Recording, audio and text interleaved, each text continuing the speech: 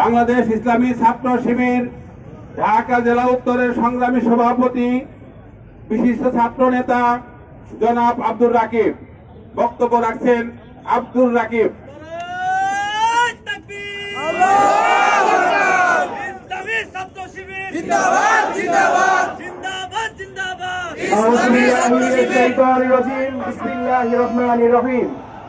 আজকের বিক্ষোভ মিছিল পূর্ববর্তী সমাবেশে আজকে সম্মানিত সভাপতি, সঞ্চালক, জেলা পর্যায়ে, থানা পর্যায়ে এবং স্থানীয় পর্যায়ে দায়িত্বশীল এবং কর্মী ভাইরা, সম্মানিত সাংবাদিক ভাইরা, সচেতন ছাত্র সমাজ, সকলের প্রতি সালাম। আসসালামু আলাইকুম ওয়া রাহমাতুল্লাহি ওয়া বারাকাতুহু। আজকে আমার বক্তব্যের প্রথমেই তত্ত্বাবধায়ক অন্তর্বর্তী সরকারকে হুঁশিয়ার করে বলে দিতে চাই, আপনারা কিন্তু স্বাভাবিক প্রক্রিয়ায় ক্ষমতায় আসেননি। শত শত ভাইয়ের রক্ত আহত বন্ধুত্ব বরণকারী ভাইদের ত্যাগের মাধ্যমে আপনারা ক্ষমতায় এসেছেন। আমাদের সামনে শত শত ভিডিও ফুটেজ সাক্ষী থাকার পরেও আজকে হাসিনার বিচারে এত দীর্ঘ শক্তি থাকে না আমরা জানতে চাই।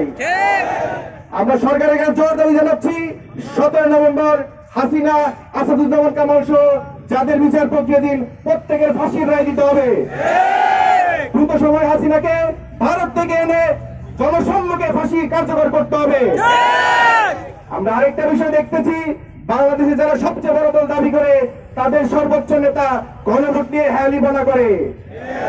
তারা বলে গণভোটের চেয়ে পেঁয়াজ সংরক্ষণ করা, আলু চাষিদের ভর্তুকি দেওয়া নাকি বেশি গুরুত্বপূর্ণ। আমরা বলতে চাই উদ্দেশ্য ভালো কিন্তু মতলব খারাপ।